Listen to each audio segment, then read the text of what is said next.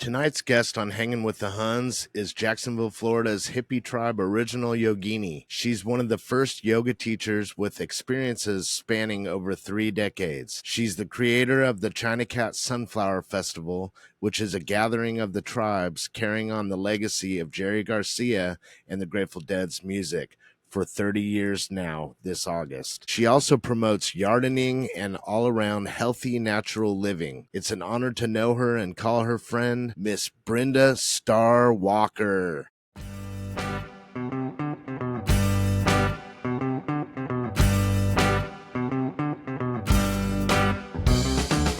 Do you want to tell us about a little bit of your 3 decades history? I started in my early 40s. Way late. Right.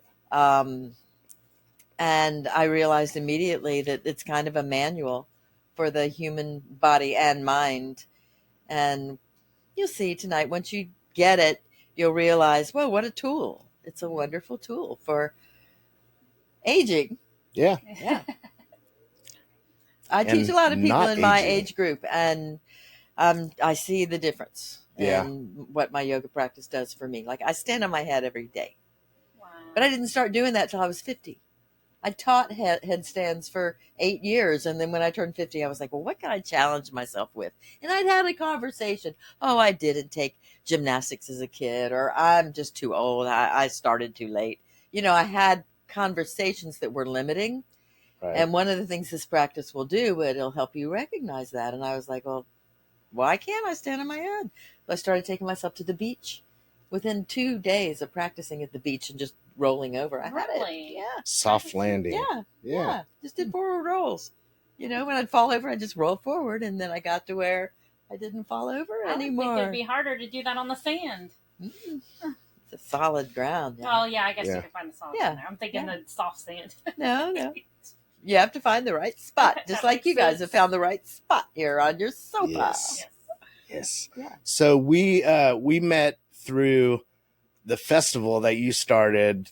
We're going on 30 years this year, the China Cat Sunflower Festival, and it is such an amazing thing what you've done, and I just love how you've been dedicated and you've done this, you know, for Jerry for 30 years. Yeah. I mean, that is amazing to do. I can't believe it either. Anything for 30 years is amazing. So, you know, that's awesome. And it's such a fun thing. And, you know, I think it's actually kind of fun that it's not in the same place every year, because it's like, oh, wonder where it's going to be this year. Right. I know. I mean, like, now you found a place that maybe we can call home, you know, which is again, that restaurant has been a million different things. Exactly. So, yeah. So, and that's a nice I mean, and it doesn't really matter, because it's gathering like of the tribe. Exactly. It doesn't matter where you do it. 3 generations, my generation, my kids, and their kids now. Yeah.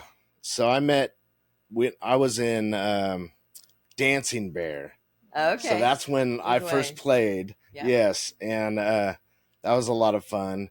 And man, that was probably, I mean, I guess it was like 10 years ago. Mm-hmm. Jeez, time flies. 2015. So, and I've pretty much been in every single band that's played there, other than One Good Ring. So, but I'll stay out of that one. Yeah, they're good. Yeah. But all the bands are really good. I mean, and it's all Grateful Dead music, and you know, there's vendors and hula hoopers and whatever you want to bring. Yeah. You know, and so that's coming up on August 9th. August 9th. The Saturday. day Jerry died. Okay. 30 years ago. Saturday. Starts at 4:20 with the drum circle. Okay. Mm-hmm. Awesome. So, and that is at Mavi. What is it? Waterfront Grill, I think it is. Exactly. On MAVI. Atlantic. Just east of the Intercoastal off of Beach. Okay. And that's an awesome... it's a great spot. That's a great spot, man. The boats and right on the bay right there. I love it. I love playing there because it's just that breeze hits you. And it's unless there's a hurricane. And then it's the hottest day of the year. always. Right. August. Yeah, go figure. So it'll be nicer because it's got that sea breeze. Yeah. So, yeah. But anyway, so you've done that 1 year there? Last year. Yeah, it last was the year. first time. And it was really sweet. Everybody loved it there. Cool. So we'll do it. That's awesome. Mm-hmm. So, what else do we want to talk about? I mean, I was kind of wanting to talk about meditation in general because I know you have a practice and it's the certain way, but my meditation, because we've tried to come out to your when you at the park on the Sunday, and it's like Sunday of the month, right? can never make it's it. a long way from here. Well, also, and we like Sundays. I'm either working or there's always something going on Sunday, you know. So the reason I do it at 11 is because when I started it, I was married to a musician, and I knew what my Saturday nights were like. Yeah, so I thought, I forgot about that. I'll do it like church. It'll be like 11 o'clock church, you know. So it's kind of like yoga church. And I was kind of discouraged 30 years ago from doing it. They said, "Oh, we can't call it that." You know, the people who ran the park, the board of directors or whatever. And so I said, okay, I'll call it Practice World Peace. And I haven't been challenged. So that's what I call it. There you go. And peace starts with you. You know, you have to be peaceful to be able to practice it. So. Right. And meditation is part of it. The hatha part is the movement part. And then the last part, which I think is what has made yoga go viral. When I started teaching, there was one studio in town. And it was at the beach where I taught Cobalt Moon. And now almost every neighborhood has a yoga studio, which is so cool. And, but you know, who's going to go to class every day? Who's going to go to a studio every day? Right. And the practice any practice works best if you do it regularly. Right. And in this case, it's on what days? Every day you brush your teeth. On the days you brush your teeth. You find 15 or 20 minutes to do the hatha part. And then you also give yourself at the end of your 15, 20 minutes, maybe 3 minutes of timeout. That becomes meditation. And you've worked up to that. Because yoga means any effort you make to control the fluctuations of your mind. And the yogis liken our minds to a drunken monkey that's been stung by a scorpion, just jumping all over the place. That's definitely my mind. In the yoga practice, you focus on look one at this thing. Place. You focus on your breath. And, you know, it's an autonomic function. We don't have to think about it, fortunately. It doesn't have to go on the to-do list. But when you all of a sudden realize your mind is jumping to the past, jumping to the future, jumping back to the past, jumping back to the future. They say we have over 80,000 thoughts a day, and that doesn't seem to be nearly enough to me. And those thoughts are basically the same thoughts you had the day before. Right. And the night before when I was asleep. Right. The same thoughts you're going to have tomorrow, you know. So you're just kind of all of a sudden going, okay, I got all these thoughts, and they're great. It's wonderful. Look what I can create with my thoughts. But wouldn't it be nice if I gave my mind a little break every now and then and used that time, instead of moving back and forth between the past and the future, being right here, right now, with my breath and with what's going on in my body, the sensation, what I'm feeling. You don't ever want to do anything that's hurtful, because the first rule of life is, what is the first rule of life? You guys know it. So many rules. Okay, doctors, take a vow to do this. Harm no one. Do no harm. No harm. Okay. Starting with yourself. I was close. Dang it. No, that's it. Do no harm. Starting with yourself. Right. Continuing that to any sentient being, and then the planet.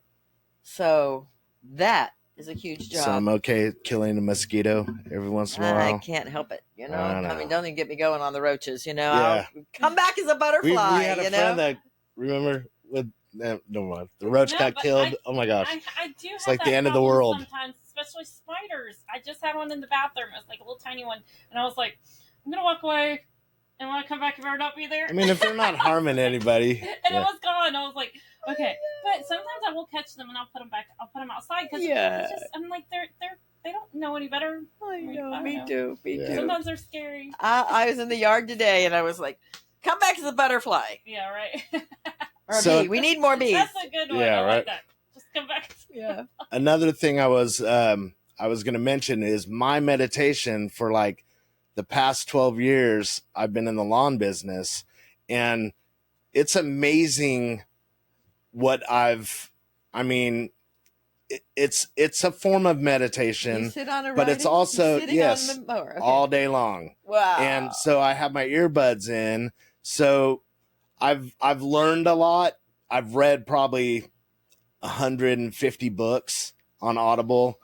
I know that's not meditating, but it is. it's a form of meditation because I feel like even though the work is hard and it's hot out, it's like I'm in a different world, you know, for that time. And it's very relaxing and I don't know, Zen or whatever, It you is, know, it you can call it be. Zen. I mean, Absolutely. it really is because, and so I'm fortunate that I remind myself that because I'm like, when August comes, I'm like, why did I ever choose this career? I hate it out here, you know? But then I'm like, but think of all the knowledge I've gained and all the books I've read and all the great music I've listened to and learned. And just like that time when I'm doing that, that's my meditation. So, right. you know, but that's been really good. So I just wanted to say that. Yeah. Um, This practice gets you ready. It kind of gets your body out of the way. So you can then, even if it's just 3 minutes at the end of your practice, just have that.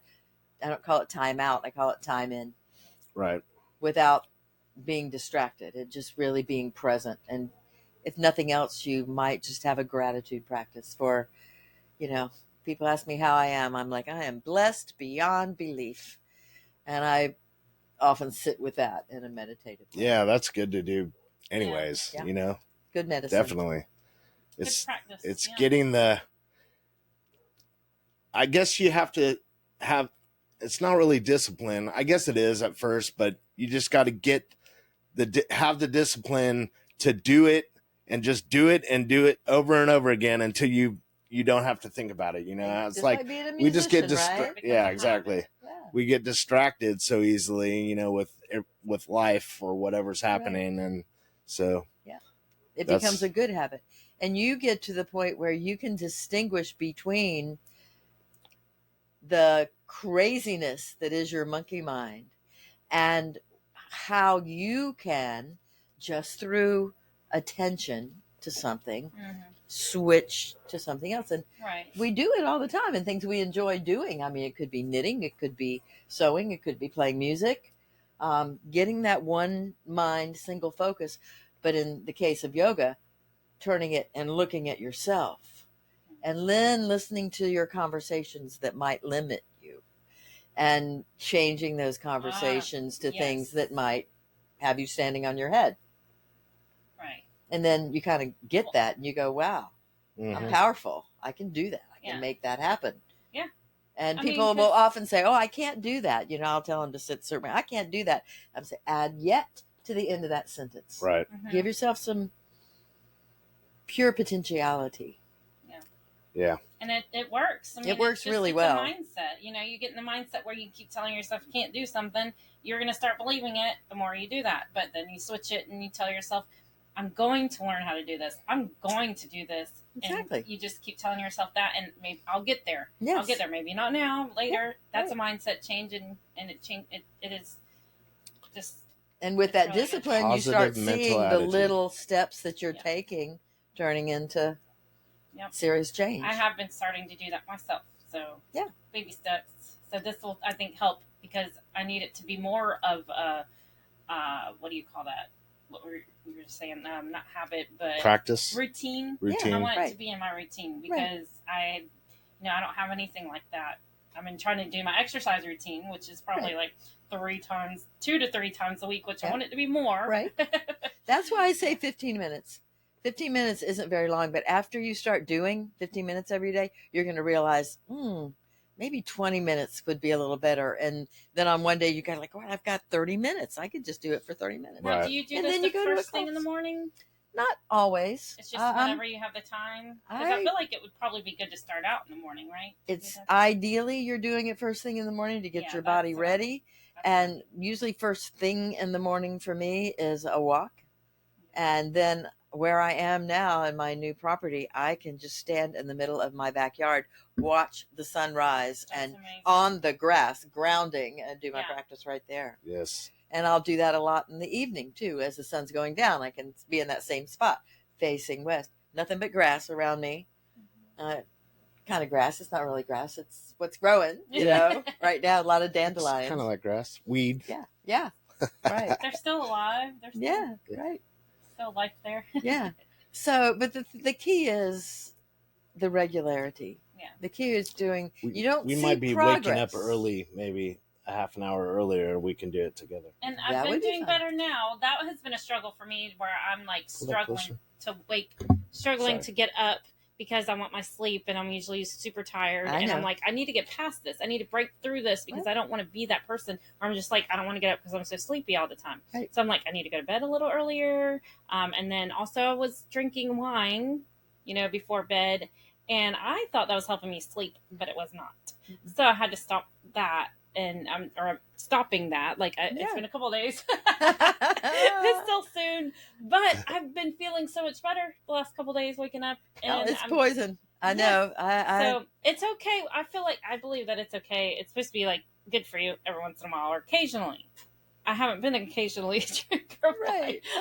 Well, you guys are always out listening to music and at bars and places. It's hard. It makes it really hard. But I'm learning, and I'm finding ways to eliminate it so much at night before bed because I want to feel better when I wake up. I want to be able to get up earlier and set my time to work. I'm literally I was getting out of bed 5 minutes before I have to clock in. I work from home. You sent me that meme that was I literally roll out of bed, brush my teeth, and I go clock in. And I need to stop doing that. Because I'm not even awake. I mean, takes me forever to wake up. So I'm like, I don't want to be like that. I want to get up, maybe have a routine, and be awake when I go to work. That meme you sent me with the formulating the exact moment to wake up and go to work. Yeah, I have 2 minutes. And you would ideally do it before you eat. You don't want to have much in your stomach, when you go to do this practice anyway. That won't be a problem. Yeah, I do the intermittent fasting, so I don't eat until 11, so that works for me. That's good stuff. Yeah. That's another thing that's been helping me, too, with losing weight and everything. Mm-hmm. Yep. It's huge. Mm-hmm. It is huge. It's really the only thing that would work at first. And then we started doing our other routine that has helped actually keep going. Sure. When I started doing that, I started just, I don't need to eat breakfast in the morning. I'm not hungry when I wake up. Yeah. So I wait and have anything to eat until about 11. Yeah. And then I try not to eat after 7. Yeah, that's me. So they got that little 8 hour. And then if you don't eat after dark, it saves you a lot of calories. Think about how that habit we used to do huge. Popcorn. Yeah. Ice cream. Well, I'm not a big ice cream eater, but popcorn was definitely, or pretzels. But we always. But just the idea of having the body, giving the body an opportunity to fast, even if it's just, 16 hours, is a big deal for your metabolism, especially as we age. And healing. Apparently does some healing too during that time. So. And it might encourage you to actually do if you can, if it's okay for you, to do a couple of, 2-3 day fasts too. That's an amazing thing. I could do that now. I think I've with done no that. problem. Because, not before, but since we've been taking this apple cider vinegar and the baking soda. Yeah, we are. It's like my appetite is. Yeah. I'm not craving carbs. It's awesome. It's a little. Lost probably 25 pounds. Wow. So, yeah. Wow. I'm losing everything. I'm motivated now. So this is so cool. I'm definitely. And I'm eager to add this little bit of yoga to it and see how that works for you. Because I know it's going to work. I know. Well, hey, it's a perfect timing, for that. Because we are definitely motivated. Yes. Positive. All right, we're going to get started. All right, you ready for a class? Okay. Yeah. Let me get my cutting board. All right, so, I wanted to mention that. So, for you folks at home who might want to join us, if you have a sofa and a friend, Pull it up. Get on it. Now, I do a lot of this practice at home this way too, because I'm teaching a lot of this these days. And I have found that if I use a cutting, I had a couple old cutting boards, and I was like, what am I going to do with these things? How do you just recycle them? What do you do with them? And then I thought, I'm going to try using them actually. So I sit on my bed and I sit on the cutting board, and it has made a huge difference to me because, otherwise you're kind of sitting down. Yeah.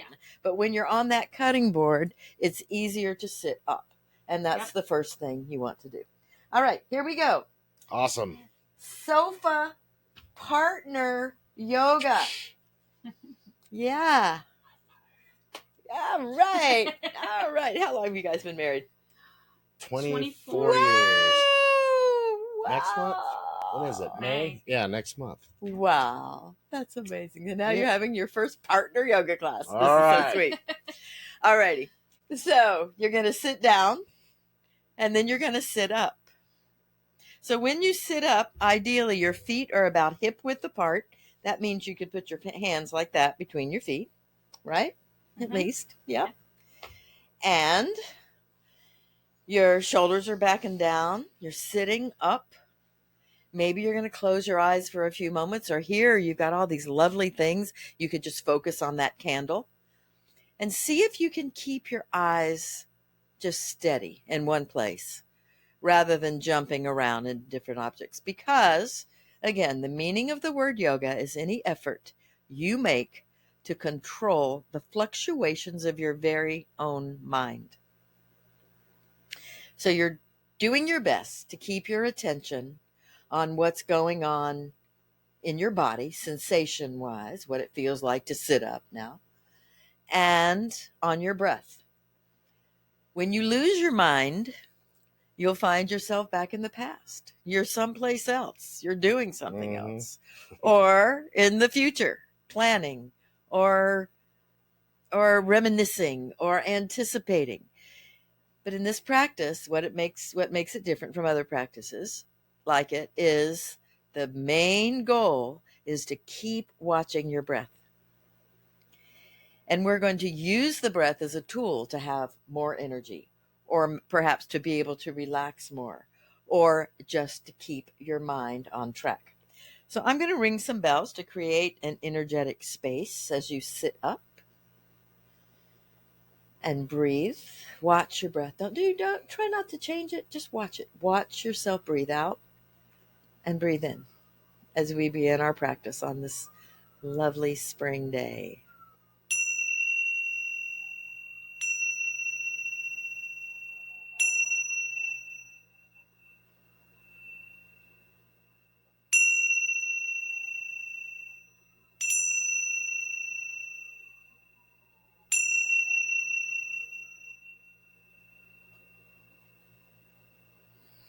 As the next breath comes in, keep it coming. When you think you're about finished, just keep breathing in. Little sips of air until you think you're really full. You probably are going to have about twice as much oxygen in your lungs than you normally do. That's a big deal. And then you're going to hold that breath in for a few seconds. That's going to begin to super oxygenate every cell in your body. And then when you're ready to exhale, let it happen. Watch it happen. Exhale, exhale, exhale, slower and slower. Finally, you're going to push out that last little bit of breath. Hold it out for a few seconds. And then we're going to get more precise with this. Ideally, you're always in this kind of pranayama or breathing practice going to be breathing through your nose. I had a teacher tell me one time, if we were intended to breathe through our mouths, we'd be eating and talking through our noses. Yeah. So breathing through the mouth is a backup, and it's pretty much okay to or exhale forcefully like that. But when you breathe in, you want to close the mouth and breathe in through the nose. That's helping clear the nasal passages. It's helping clear the maxillary and frontal sinuses. It's even helping the little tiny bones that are in your ears. because breath is affecting all the senses in your head, your ears, your eyes, your nose, your throat, your tongue. All of that is being affected by this breathing. And the better you breathe, the better everything works for lots of reasons. So let's say you could arrange this so that your exhale takes about 5 seconds, or a count to 5. So that on number 5, you're feeling in your belly the same sensation you feel when you do a sit-up. What happens at the end of an exhale? You're actually using your abdominal muscles to push your diaphragm up. You're using the same muscles you would use to do a sit-up. You can't see it. Nobody can see you doing it, but you know what it feels like to, and you're pulling all of your sphincters in. So anal and urinary sphincters pull in. You're pushing that diaphragm up, and at the end of the exhale, you're really concentrated in a contraction of all the muscles that you would normally use to do a sit-up. So you're doing an isometric sit-up at the end of your exhale. And then when you let that go to allow the inhale to come back in, then that same area gets an opportunity to expand and relax. And in our crazy world, and I guess the world's always been crazy, even thousands of years ago, but we tend to hold a lot of tension in our guts. And this way, you're again and again, repeatedly for, let's say, 15 minutes, squeezing those muscles, holding them for a few seconds, and then consciously relaxing them and allowing the breath to be much bigger than it normally is. So feeling that breath fill up the bottom of your lungs, fill up all the way up to your collarbones. And when you bring in that extra oxygen in, you can feel it. I mean, you can even overdo it. You can hyperventilate a little bit. So you have to be careful with this. If you start feeling a little dizzy, maybe you're working a little too hard. And when that happens, and it will, remind yourself that the easy path is hard enough, especially when you're experiencing something new. So let's say as you're doing this first of the 7 things your body wants to do every day, which is going to be our focus today, you're upright, number 1. If you're standing, you're upright. If you're sitting, you're upright. You're giving plenty of room in your torso for the lungs to function fully. You're paying attention to what goes on with your working your diaphragm to exhale. You're releasing that diaphragm to inhale.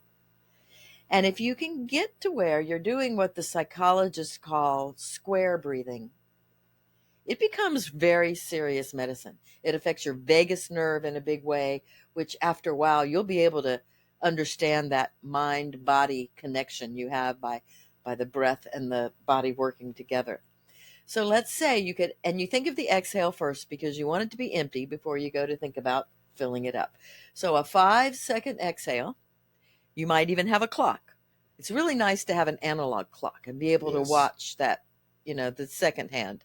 So you would exhale for 5 seconds, hold the breath out for 5 seconds, breathe in for 5 seconds. 1, 2, 3, 4, 5. Hold it in for 5 seconds. So that's called square breathing. Exhale 5 seconds, hold out 5 seconds, inhale 5 seconds, hold it in 5 seconds. And you'll be doing that ideally for your entire practice. Now, there might be times in the middle of the practice where you want to change it up a little bit and do a different kind of breathing, like, something kind of crazy like that. But for this class, we're just going to focus on what is called Dirga Swasam breath, or the simple 3-part yogic breath. It means you're filling up the bottoms of your lungs, the middle of your lungs. Usually you stop there, you don't get any more. So when you breathe this way, then you breathe in even more air. So maybe 5 seconds is too long for you. Maybe 3 seconds would be better. Maybe you'll get to where you do this 10 seconds. And it doesn't mean that you're going to do it the same way every day. One of the cool things about being a yoga teacher is you tell people what to do and they do it. However, over the years of teaching, right, I've realized that it's not the same for everybody. And it's not even the same for everybody every day, every year. I started this practice in my 40s. I'm now in my 70s. My practice is quite different now, in a good way. So you don't have to get stuck. You can trust your intuition. Our intuition is an amazing thing that often we don't consider. So in this practice, my way of teaching these days is like, you do you. I'm going to give you a framework, but you make that framework work for you. Because if you're not enjoying it, you're not going to come back to it. And it's fun. It gets to be really fun, this practice, when you're, once you get to doing things like standing on your head, it's just fun. It really is. So upright, you're doing the first thing. You're doing a great job. I already feel relaxed. I can tell you that. Yeah, and you will also feel a little more alert. Yes. You're relaxed in a way that you're also very aware. Yeah. Because that extra oxygen will do that for your brain. It does great things for your brain. So, to make it a little bit more challenging, bring your arms up like this. And you guys could hold hands. Just hold hands with that hand right there. Do it. Where you at? However you want to do it. And reach up. Don't look up yet. Once you look up, you go into a backward bend. But right now, you're just reaching up. Now, let go of your hands for a moment and interlace your fingers like that. Okay?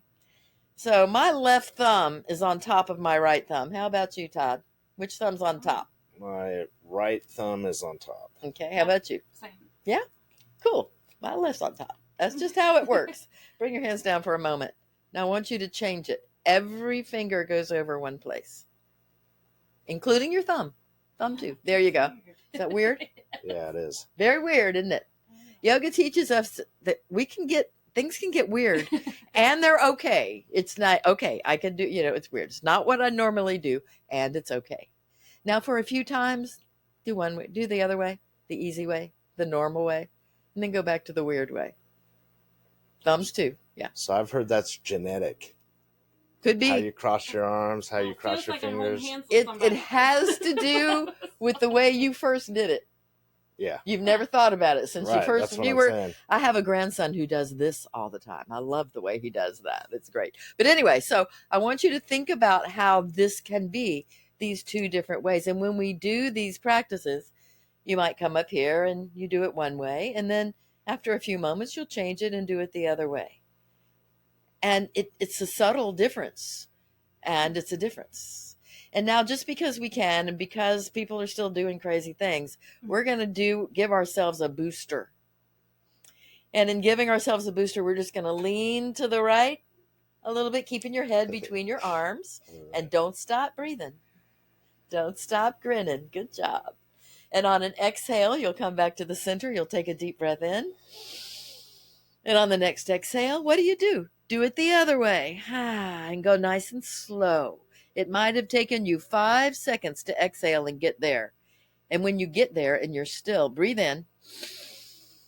And then let the exhale bring you back up to center. And then just reach your arms up. This is called Tadasana, the mountain pose. And then bring your arms down.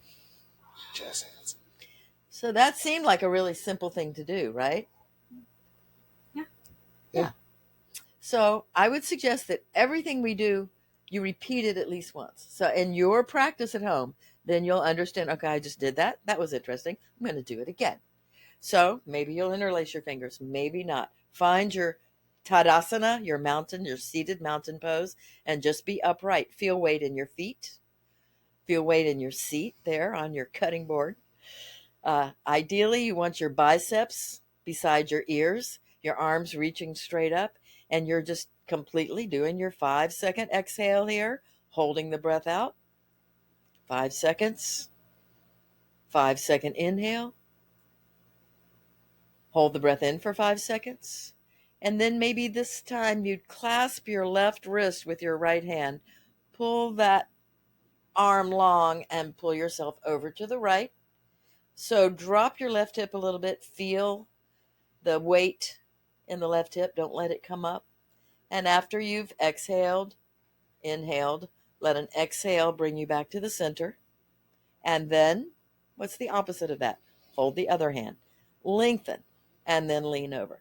Now, as you're doing it this time, feel what's going on. You're having to use every muscle in your torso, especially when you're doing it this slowly. to engage to keep you nice and steady in this yogic flu shot, which is basically what it is. It's working your immune system by working your gallbladder meridian. And then you come back to center and reach up and then bring the arms back down. Sometimes when you bring the arms back down, it's nice just to bring them to your heart in prayer position and bump your thymus and you can make some noise, and that's great. That's wonderful. You want to do that. So who did this that we know of? Tarzan, right? Why did he do it? Because the monkeys did it, and he was just doing what the monkeys do. Brain. Right. Monkeys. That's how the monkey brain was formed. Right. And then when you stop, if you feel what I call the yoga buzz, you know you've done something. You have enhanced your energy. You've enhanced your circulation. You've enhanced your attitude. A lot of things are just a little uplifted. I feel that. And I was going to say, when I was doing my circulation is one of those things I think I have issues with sometimes, that like I get the cold things, happening, and then the tingly, and sometimes doing things like that where I have my hands up do get tingly and cold. But that actually felt good, and I feel good after doing that. So I would suggest for you, if that is an issue, so when you're here, and this is great for musicians too, while your arms are up, you could do 5-pointed stars. Do it. Fingers nice and wide apart. And then you can do claws, articulate each joint, right? And then I love this. All I have to do is go, wah, wah, wah, and people know exactly what to do next. Beaks. This is your, the shadow puppet thing. And this is really great. You want it nice and wide and then coming together. That's really nice for thumb, opposable thumb, mobility. So you got 5-pointed stars, claws, and beaks. And then you can have a fist with your thumb out. Or you could do a fist with your thumb in, right? So those 5 things, 5-pointed stars, claws, beaks, thumb in, thumb out. You could go fast from stars to fist, stars to fist, moving the thumb in and out. You could just shake your hands up here.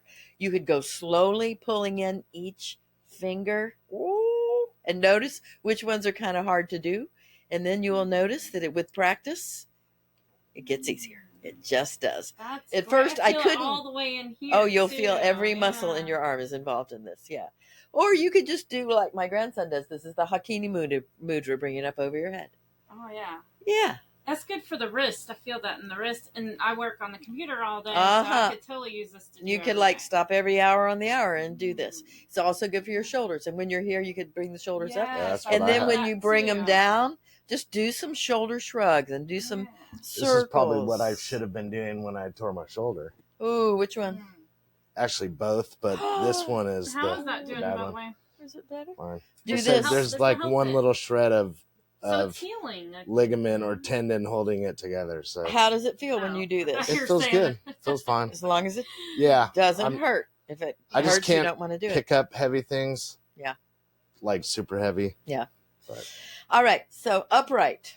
So there's various things you can do. And you could do your hand things while you're up here. You could just put your hands behind your head. Play with it. All right. The second thing the body wants you to do every day is a backward bend. And in a yoga class, we do cats and dogs. Okay. So can you do cats and dogs sitting?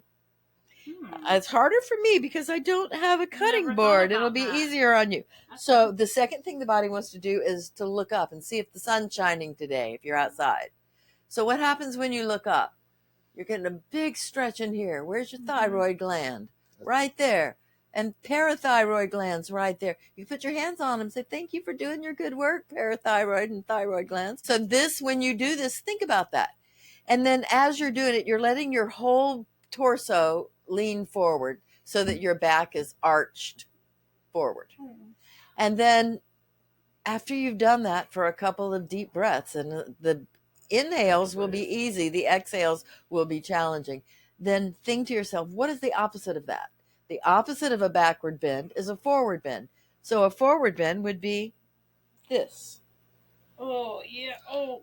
Feel that. That's the Ed And Grimley. it's nice to put your hands on your knees. Or the Pee Wee Herman. And I like to Remote privilege. see the knees. Put your hands on your knees and squeeze your knees. Remind your knees how much you love them and what a good job they're Even though doing. they're crackling now. I love my knees. So now we did The best upright, knees. we did backward, we did forward. So this is like a combination of the three of those. You're breathing in, coming backward, looking up, even your little muscles in your eyes are working. And then you forward fold and round it down and look, gaze down into your navel. So you're exaggerating these things. When you come into your backward bend, maybe you're kind of pulling on your knees to help pull the whole torso forward. Don't stop breathing. Keep the breathing going. My job is basically to remind you not to hold your breath. And at first, you'll be holding your breath all the time. Yeah, I literally do that like all day long. I don't know why. I forget to breathe. That's going to change, Carrie. And then I like take deep breaths and people think I'm getting frustrated with them. And I'm like, no, it's just because I need to take a breath. Right. So you can go very slowly when you do this. You can come into your backward bend and do 3 deep breaths. Now, remember, if you're exhaling for 5 seconds. I feel that in my sciatica. Yeah. If you're exhaling for 5 seconds and you're holding the breath out for 5 seconds and you're breathing in for 5 seconds and you're holding the breath in for 5 seconds, how long is that?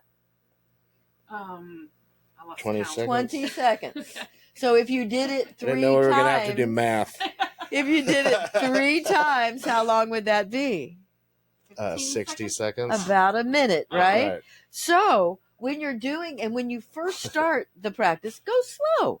Because there might be stuff going on that you don't even know about that you're going to learn about while you're there. So doing this really and it's a challenge to do it that slow. I'll tell you right now. Oh gosh, I feel my sciatica. Yeah, and you'll really feel it when you breathe, and you'll feel it in different parts in your body. Crazy. And your job is to pay attention to that and put awareness there. Oh man, I didn't realize it was bothering me. Now, then what'll happen is after a while, you might do it like this. Let's say it's the early morning. You're going to have a busy day. You want to work on your energy.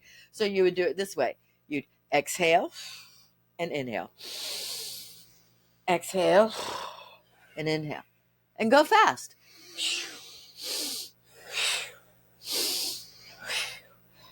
And let's just say you wanted to challenge yourself and do that 108 times. Or let's say you do it 8 times. I get a little lightheaded. And you will get a little lightheaded, so you know then how to take it easy. So, first thing, second thing, third thing. Upright. Man, I'm actually kind of sweaty. That's awesome. Oh, it's amazing. That's really amazing. And then backward bend and forward bend. And it's not a whole big thing where your arms are. You'll just get to where your body will go where it feels right. Okay? Yeah. So the first 3 things, you got them. And it could have taken you 5 minutes to do these first 3 things, or it could have taken you 10 minutes or 15 minutes. The 4th thing the body wants to do every day is to twist. So how are we going to do this? Let's see. I want you to bring your right hand to his left knee. My right hand to his left knee. Right. Okay. Right. And then you cross this way. Oh wait, You're right. That's where I want you to be. Okay. And then your right hand's gonna go here, and your left arm's gonna go back behind you. Both of you bring your left arm to the back of the sofa. Okay. So sit up and breathe in deeply. And when you exhale, oh gosh, I feel that in my right. When you exhale, just think about twisting and looking back behind you. So I'm supposed to be twisting. You're twisting and breathing all at this. Oh gosh, yeah. Oh. And you this can is pull. How I sleep. I love sleeping like this. Yeah. Twisting like that. Yeah.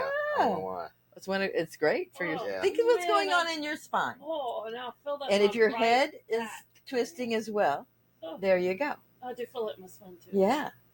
And 3 deep breaths here, 20 seconds here is a big deal. And when you're finished, you'll come back to the center. And then as you're ready, you'll know exactly what to do next. You'll take a deep breath in, and as you exhale, so opposite hand. So you bring Yeah, She yeah, got to touch yeah. That my works. leg. That That works. was the same as That works. That works. Right. Yeah. Yeah. Right. Is that right? Yes, you got it. Yeah, okay. And then again, look behind you. Think of the spine twisting all the way from the base of your spine to the top of your head. Ow. And this is when you might notice how nice it is to have that board underneath you. Yeah. When you're sitting on a soft surface without Yeah. the board underneath you, this would not be nearly as effective. And when I do my stretches on my yoga mat, I do not get this good of a stretch either. Right. This is way better stretch. Right. Woo! Mm-hmm. I feel it. Good job. And then come back to center. Yeah. Oh, that was a Mm-hmm. little sore, but Mm-hmm. Oh, Yeah. sternum. So a nice thing that you can do after you have done that. So both of you turn and face away from me. Okay. So now, Carrie, put your opposite hand on knee, other way. wait, what? So left hand on right knee, right arm behind you. Oh. And what you're going to do, Todd, is you're just going to turn and you're going to do like this on her back. Oh. Gently. So you're getting a twist and she's getting a twist. And what you're doing is you both have already twisted a good little bit. And now what you're doing is just helping each other out with a little, what we call as massage therapists, Little lower. tapotement. It's called tapotement. Right. And laughing helps it work even better. And then come back to center Oh, Laughing that gives was me great. cramps. and do the same thing to the other side. So Todd, Oh, it's my turn. twist, da. And you're twisting too, but you're just doing this while you're twisting. Good job. Yeah. That feels good. Yeah. Yeah. Partner yoga She is gets the to take best. out some aggression too. Right. It's real good to do it like this on the shoulders. Yeah, gently. Oh, yeah. Uh-huh. You That's what got I it. could use next And then time. before you're finished, when you stop, just take your fingers and do like that. Oh. Gently. Up, especially up. You feel that? Does that feel good? You're brushing your aura. Nice. Yes. All Brushing right, back my to aura, center. baby. Okay, My what are aura the brush. what? Oh, yes. Yes. All right, what are the first four things? Uh-oh. Oh Lord. Told you I need to write down because I'm visual. Gotta rewind. What was the first Okay. thing?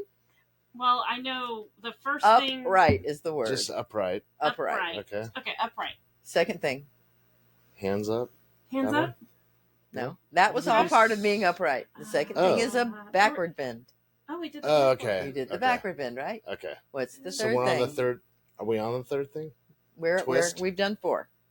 Upright. I want you to The heck? remember these four I'm words. failing. I thought we Upright. did the arms first and then the back. I'm confused. The basic 7 things. Okay. We've done a lot of variations Okay, that's around why them. I'm like. But the Okay. basic 7 things are upright. Okay. You can Mhm. do what you want to Upright. do there. And we breathe in and relax. Get your and breathing to that. going. Mhm. Second Okay. thing is a backward bend. Okay. Oh, okay. And breathe and do what works there. The third thing is a forward bend. Forward. The forward bend, you could end up touching your toes. Oh. Someday. Or not. Someday. Yes, you can. I mean, I probably can. You can. I know you can. Look at It's that. different when you're sitting. If I you're love it when- standing up, that's a little I hard. love it when It's like people a say to frog. me, I I can't can't do it. do that while they're doing it. I can, but there's a microphone in front of me. so- Right. But when you're doing your practice, I'm just saying, we did it like cats and dogs, which is fine. Mhm. But it could also be something like, this Ooh, it makes and this- that. Ugh. And staying in this forward bend while you breathe, that is a challenge. It's real hard to breathe in when you do that. But when you do, what you're doing is you are massaging all of your intestines and reproductive organs and your liver and your gallbladder and your stomach and your spleen. Good for the Just- digestion. It's good for everything, every single system. It's Everything's even going. good. Touch where his kidneys are. In here? Uh-huh. That's not my kidney. It's even good Up for here. there. That's It's up here. even good for there. Let your head go a little more, Todd. Not good. Always So think now- about letting your head go. You're still not letting your head go. I'm holding the microphone up. Yeah. So think about that when you're in this forward bend. Good job. Good job, guys. You got it. All right. So just remember, Ooh. easy peasy, Lower sitting back. on the sofa, upright, backward bend, forward bend, and twist. Oh, twist. You got it? That's the fourth one. Got okay, those now. got it. Okay. Yes. All right. Kind of hard to do a balance sitting. But what you want to do eventually is this. Oh Lord! But you don't want your back on the board. On the I guess board. that helps. That you could. It's hard to do without the board. Yeah, you don't have to lift very far. Okay, what you want to do is find a place where you can do this and breathe. Oh wait, am I supposed to interlock my Doesn't matter. hands? Doesn't matter. Eventually, it's going to look like this. Not for a little But while. not today. Today, it might look just like that. Or what you got. But just make sure you're breathing. Make sure you're breathing. And you are balancing on your butt. You are. And there's nothing easy about it. If you did it for 20 seconds, which would be 1 5-second exhale, 1 5-second hold, 1 5-second breathing in, another 5-second holding. That is a huge workout for your core and your low back. You holding your belly when you do it? Well, when you breathe out, you're squeezing your belly. When you breathe in, you're expanding your belly. And that's not easy to do. Oh. When you're doing. I was holding my belly in the whole time. My mom always told me I need to hold in my belly. Hold in your belly when you exhale. Hold in your belly when you exhale. Squeeze it in. Squeeze navel back toward the spine. When you breathe in, release that. And that's when it's hard to stay because you're totally using your muscles to do that when you go to breathe in. Much, much harder. And, maybe you can do it in one round of breath. That would be 20 seconds. And then maybe you would do it 3 times. That would be 1 minute to practice this. Okay. So as you're doing your practice, the upright thing you might do for 3 deep breaths. That would be what? 1 minute. Your backward bend before you move into a flow might be just like this for 3 deep breaths. That would be 1 minute. And that's when you start really feeling what's going on around your body. Mm-hmm. Your forward bend. This might be 1 minute. Your twist this way might be 1 minute. Your twist this way might be 1 minute. So now you're 5 minutes into your practice. Okay. Now, if you wanted to add anything while you're in any of those poses, any of those variations, you could. And this, as far as the balance goes, this would be 20 seconds. Exhale, hold it out. Inhale, hold it in. That could be a 20-second practice, and then stop. And when you stop, give yourself a moment, and then maybe you'll repeat that at least once, if not twice. Okay. And still, that might be about 7 minutes into the practice by the time you're there. Got it? Yeah. Or it could be 14 minutes. Either way, you've got those 5 things to do your way within whatever framework is working for you on this particular day. Got it? Got it. So that's really the first of the 7 things. So you're going to remember this. Upright, backward, forward, twist, and balance. Okay? Got it. The last 2 things. I'll put a list on it. Yeah. I'm definitely on the screen. You can write it down and you can for do that. For the watchers. So here's what I do a lot. I have several of these around my house. When I got a pizza, I would take the pizza pan out, and if it was possible, sometimes I'll just cut it out of the actual box. So you got a big circle, right? Get out your crayons and your color pencils and write the word breathe in big letters on there, huge letters, and put it somewhere near you so you can see that. And every time you see that, that piece of paper becomes your yoga teacher, because you'll be here and you're not breathing, and then you'll see that piece of paper. You're like, oh, yeah. It's real helpful to do something as simple as that. All right. So the 6th and 7th things are inversion and relaxation. So in a normal yoga class, the middle way is to do a shoulder stand. You ever done a shoulder stand? I'm not going to do it. I don't think we could really see me doing it here. But anyway, you would be on the floor. I've seen it. Holding your hips up, and your legs would be up. Or you could be on the floor with your legs up a wall. Okay, I've done that before. Right. Or you could be in bed. If there's a wall near your bed, the legs could be up the wall. Or you could just be laying there in your bed with your legs up. So you got a 90-degree angle. As a kid all the time. Right. And yoga is so much about pretending like you're 7 years old again. Right. And All this those things and you this do in the bed because you can't sleep. It takes you forever to go this to sleep. upside, and wait till you get older, Yeah, you right. go right back to that. Look what I can do. I thought I was doing yoga when I was a Yeah, kid because I couldn't sure. sleep. We all did yoga as a kid. That's why I love having this 5-year-old grandson I have now. He's amazing. So the inversions, if you have had any problems with detached retina or glaucoma, you don't want to do much of an inversion. You can just bring your knees up. But if you don't have blood flow to the head. Yeah, it's about pressure in the head. And if your blood pressure is wonky, you'll know it if it's not something you should be doing. But most people can be on the bed or on the floor with your legs straight up, so your body's in that 90 degree. What is that feeling like if your blood pressure isn't? You just feel You pass out, and when you wake up, you know. You right. Yeah, because I had a friend that did that. Really? She got out of bed and then she fainted, like because of her blood pressure, and Yep. she actually fell on her face. Right. You have to be careful. You have to, and this is where the body awareness comes in. Yeah. So one of my best teachers was Swami Satchidananda, who Peter Max, the artist, brought to this country in the 60s. And he and Dr. Dean Ornish, who wasn't a doctor yet, he was a student of Satchidananda, decided to do the research, to actually publish the research about what the inversion does for you. And the recommended time for doing the inversion is 3 minutes. So you have your feet higher than your heart for 3 minutes. You might just be, as I said, on the floor with your legs up, in the bed with your legs up. You can hold on to your legs. And they found in the research that it is beneficial to every part of the body, especially the heart, especially the circulation. Think about it. You're kind of working anti-gravity there a little bit, and your circulation is having to work a little harder. But it's a great thing. It's why kids want to be upside down. Their bodies know that that's a good thing. I've heard it's good for the blood to go to your head. Really good for your brain.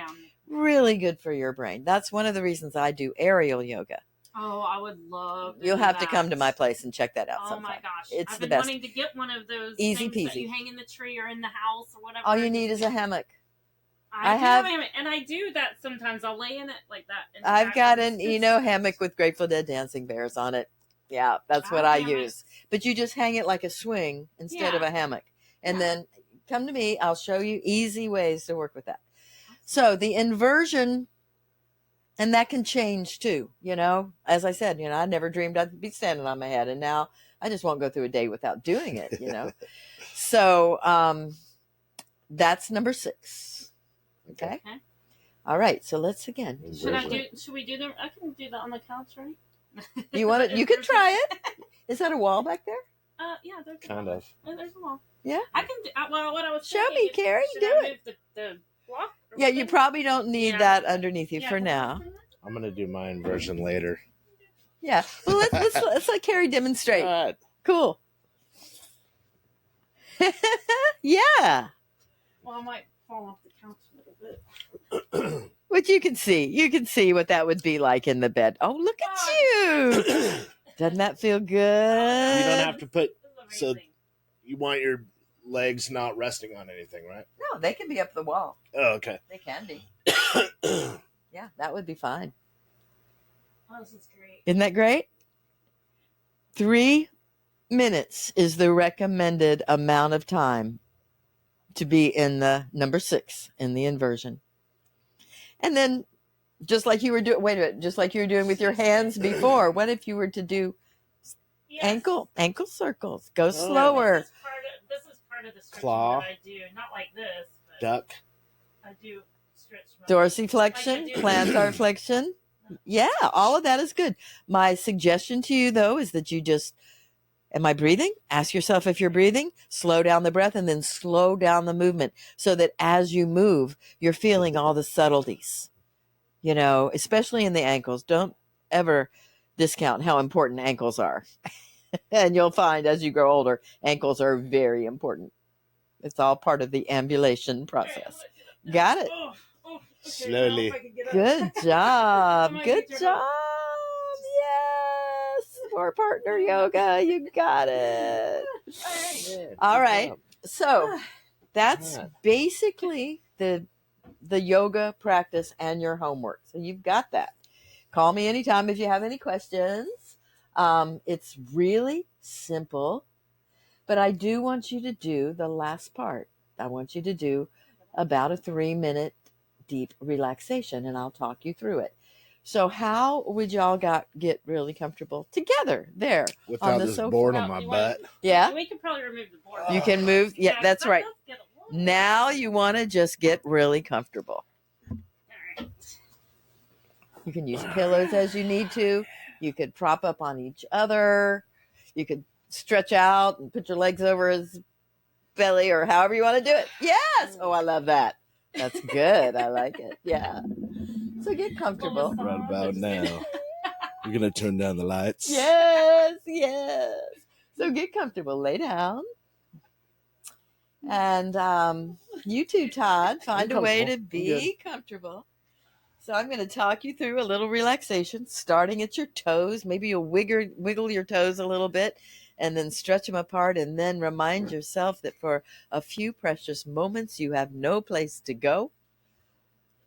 And just let the toes relax and the feet, the arches, the ankles. Relax your lower legs and knees. Feel the muscles in your thighs and hips relax, because there's no place to go for a few precious moments. And then bring attention to your fingers and your thumbs, your hands and wrists, arms, elbows and shoulders. Watch the organs of respiration working on their own now. You're not having to make the breath happen anymore. You're not having to be in control of the breath, but you are in control of your mind. So don't let it wander off to the past. Don't go into reminiscing or anticipating. Just stay right there in this moment of letting go of thoughts about anything other than the oxygen coming in and the carbon dioxide going out, and it all happening autonomically. And then relax the muscles in your neck and your jaws. Even relax your tongue and your eyes and the muscles around your eyes and in your forehead and scalp.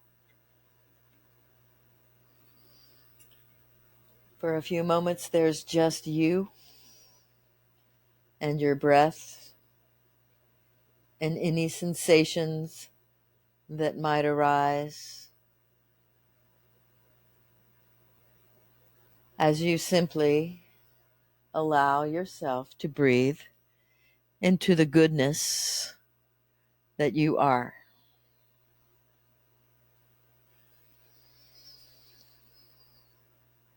Om Mani Padme Hum, Om Mani Padme Hum,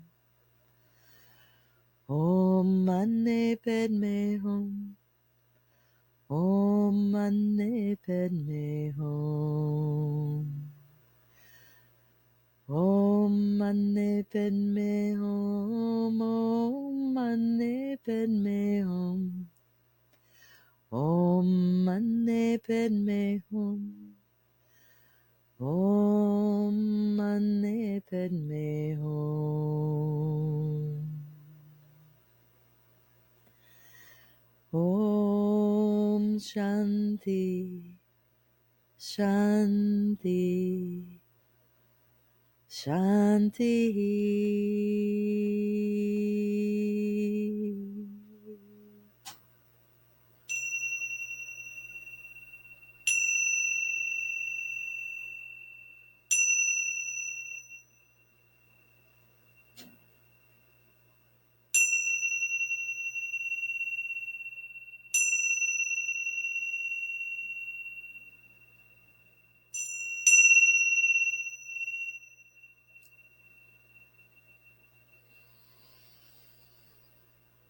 And just notice for a moment what it feels like to be without tasks, to just be here now, breathing into your goodness. And when you do your practice, give yourself this few moments at the end of your practice to let everything settle in. And then as you're ready, find your way back to your upright seated position. And this time without the assistance, just to come to a comfortable seated upright position on your sofa. And then stretch your arms up and out and just kind of feel. You might feel a little taller, a little more tuned up. And then give yourself a big hug and pat yourself on the back and notice which elbow's on top. Oh. Which one? Right? Left. Left. My right elbow. Mine's left. My Yours right is thumb. left. Oh. A little different this time. Yeah. Okay. Again, there's no right or wrong. It's just how you did it. Interesting. So again, stretch your arms up and out. Send a little peace and joy and love and light out into this world that needs all we can send it. Yes. And now you're going to give yourself another big hug with the other elbow on top. This time it's going to be weird and it's going to be okay. Pat yourself on the back. It is weird. And then we usually end with a little prayer for peace. And we can do it responsibly. Loka. Y'all say Loka. Loka. Samasta. Samasta. Sukhino. Sukhino. Bhavantu. Bhavatu. Which means, may the entire universe be filled with peace and joy, love and light. Mm-hmm. And may the light of truth overcome all the darkness. Yes. And we go on to say victory to that light. And then I say, Sai Shat. I can't say it. I can't say it. And it means, thank you, every teacher I've ever had, including you. And then we say namaste, which means the light in me salutes the light in you. Thank you guys for practicing with me. Thank you. Yeah. This is amazing. This is awesome. Yeah. So I want to do it again in about a month. Okay. And your challenge is to do your homework. And you could do it on the sofa. Maybe next time we could do chair yoga. Chair yoga is a little different. We do a little bit more standing with chair yoga. Any kind of chair. Like the one over there, maybe?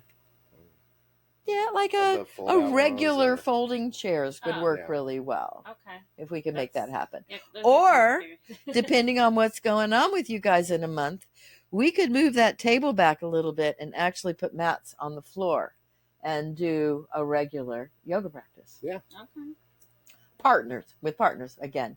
We were about 45 minutes, weren't we? Yeah. Yeah. Probably maybe even longer.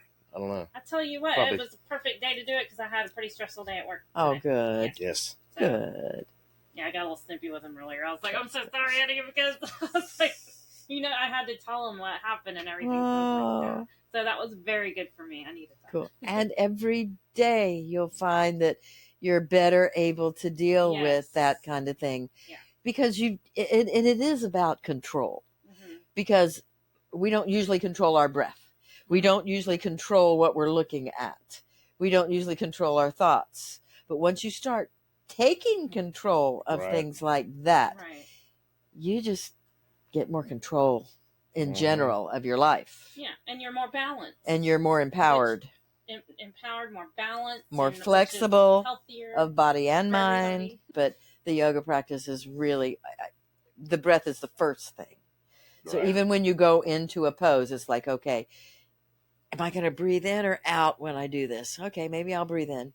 And then watch the breath. Yeah. And then you'll finally learn this axiom that anytime you're doing anything that involves lifting something heavy, you'll go back into, which we lost when we started doing PE classes because we were told to do other things.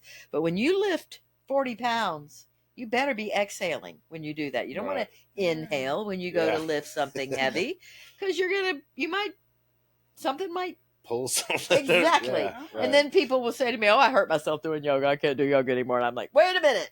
The first rule of life is do no harm. Yeah. And you start to learn that when you take control of the breath and you're doing something that involves exertion, you'll automatically do it right. Do it the most efficient way instead of going back to a bad or an even unrecognizable habit. So that's okay. I never even thought about yoga being good for that. I'm hoping you think about when you're lifting heavy things. Exactly. You should be breathing when you do it. And, goes back to do no harm. How can I lift this 40-pound bag of dirt without hurting myself? I do that all the time. So it's like, okay. Me too. And then Exactly. Yeah. Okay. So you become more flexible, more balanced, more focused, more strong of body and mind. And what does that do? That brings peace to the world and everybody around us. It does. It does. I can't wait to put it into my everyday, every morning. Hopefully it'll be morning. I think it worked best for me. If you don't do it in the morning, do it at night. Yes. I'm going to find time to do it every day because I love how it made me feel. I feel super relaxed. And thank you so much. Tell everybody where you do your classes also. All right. These days, I'm still doing the Practice World Peace class in Memorial Park, first Sundays monthly at 11, like church. Okay. You just bring a tapestry, put it down on the ground as you're facing the river in Memorial Park. We're over to the right by the utility building. And it's usually a beautiful day. I've been doing it for 30 years, and I bet I've only been rained out 3 or 4 times. Wow. And I love that yoga is everywhere these days. So I encourage people to find their own yoga studio. So, for example, I lived in Murray Hill for about 7 years, and this last decade. And the yoga studio in Murray Hill is Casita Yoga. And Katie Hilo, who practiced with me with her mom when she was 14 years old, owns that studio. She's had the best studio in town, according to the Folio, the last 2 years running. And it's a really sweet little spot. But almost every neighborhood now has a place where you can do yoga. There's plenty of yoga at the Y. The first rule of life is do no harm, but I love that you cannot throw a yoga teacher without hitting one these days. Right. To me, that's, the age of Aquarius. Here we go. Here we are. And we have the tools to get her done. Yes. Also, stay tuned at the end. We're going to show the flyer for the the next China Cat Sunflower Festival number 30. If anybody wants to vend or sponsor, let me know. I'm on Facebook, Brenda Star Walker. All right. Thank you so much. Thank y'all for watching. Like and subscribe. Give us some feedback. Yes.